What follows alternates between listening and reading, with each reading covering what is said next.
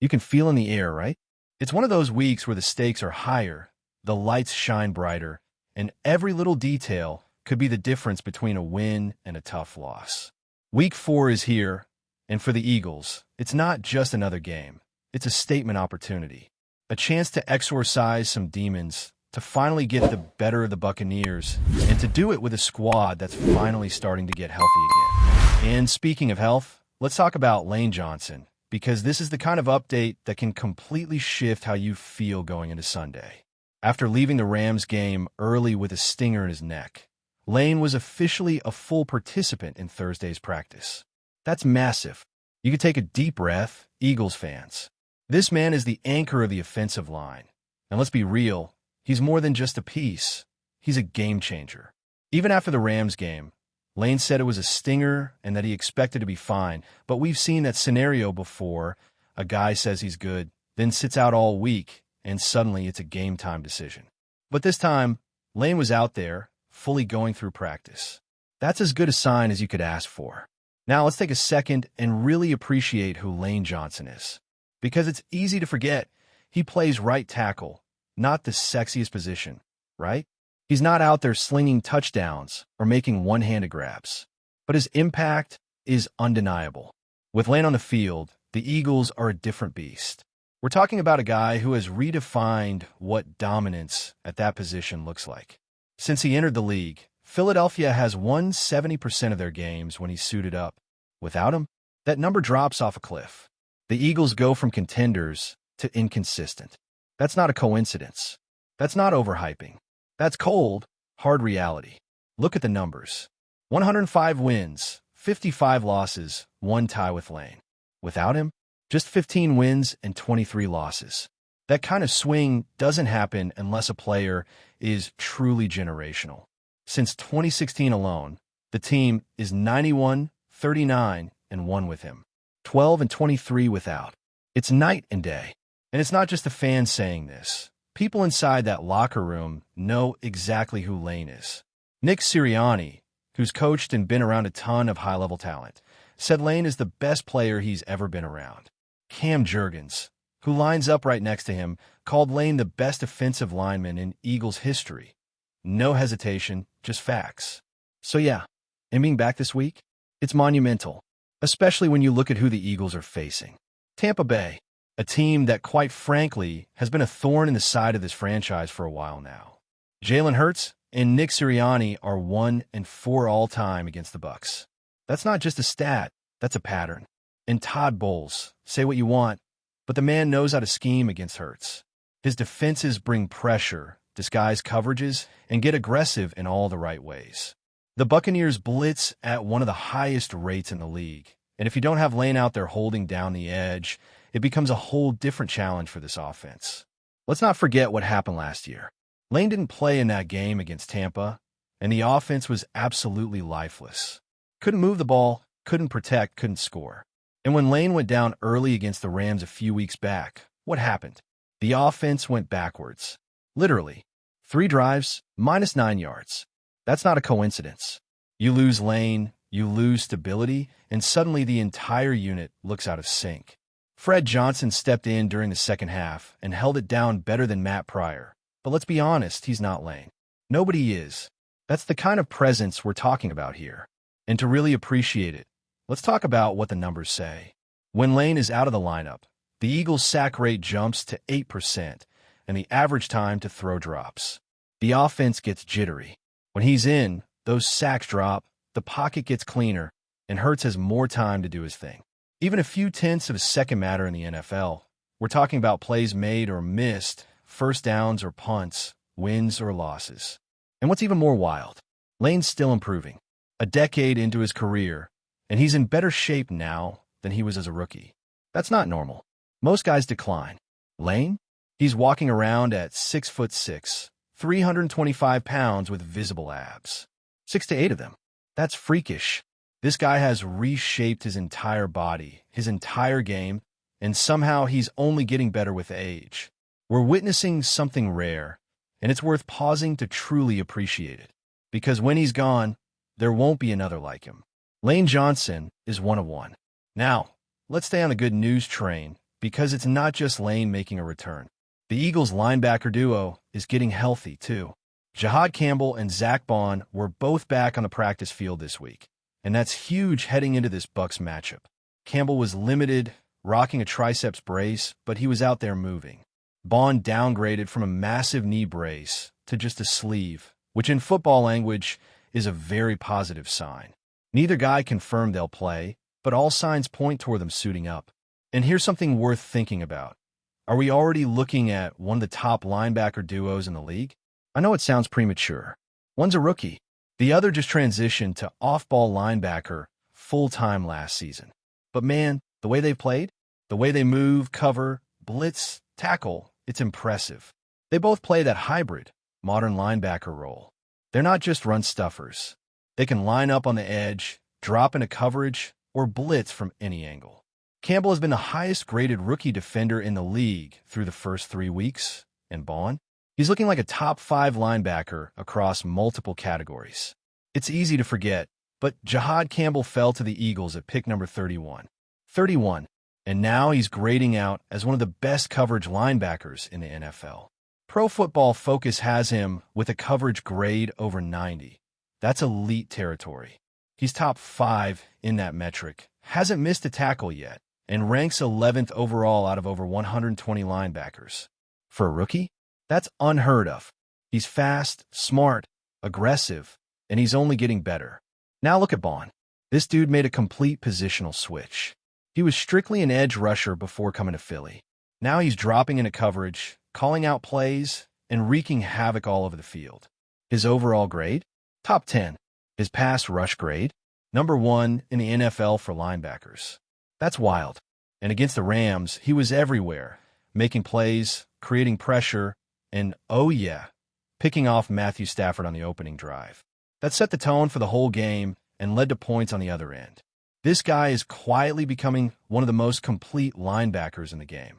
And let's just acknowledge this real quick. Since 2024, no other player in the NFL has over 150 tackles, double-digit tackles for loss, and multiple interceptions. Except Bond. He's doing things that only elite linebackers do, and he's doing it while still learning the position. That's the kind of development this coaching staff is pulling off, and it's paying off in a big way.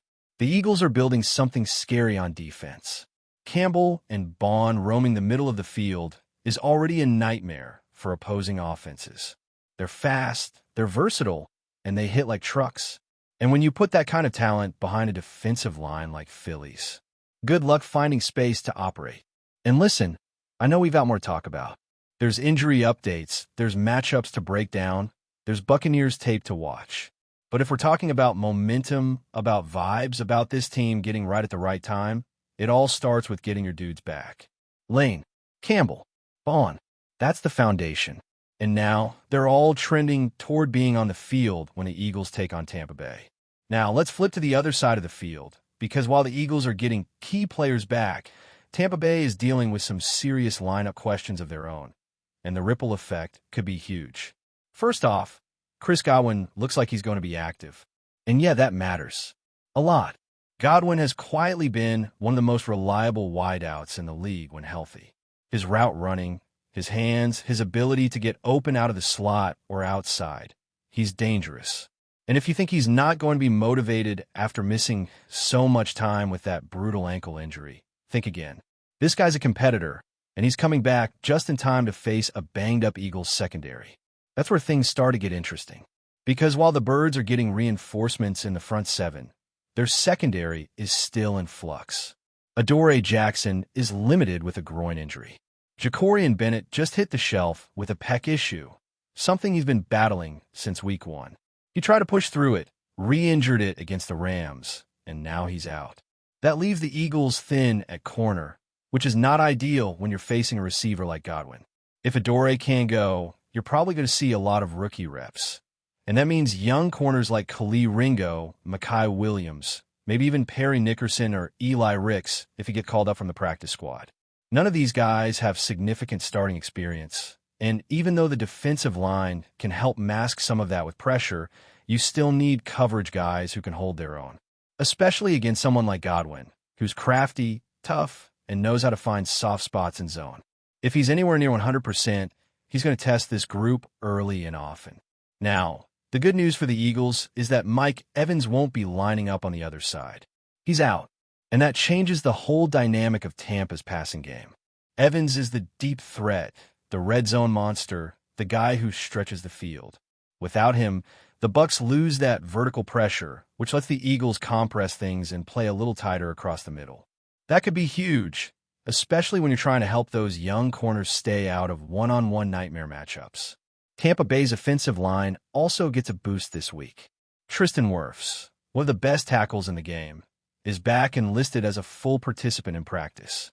He had that knee procedure late in the offseason, and for a while, it looked like he might miss time early. But he's expected to play, and that's a big win for Baker Mayfield. This offensive line was projected to be a weakness to start the year. They were missing 3 of their 5 starters. Now with Wirfs back, they're still down 2, but it's better than being down 3. Still, this Eagles defensive line is no joke. And if Nolan Smith were healthy, it'd be even more dangerous. But that's another tough break. No Nolan Smith this week. And while the rookie hasn't had a huge breakout moment yet, his energy, speed, and presence off the edge would have been useful in a game like this. So now it's going to fall on the vets. Haason Reddick, Josh Sweat, Fletcher Cox, Jalen Carter. That group is going to have to win the line of scrimmage and do it early.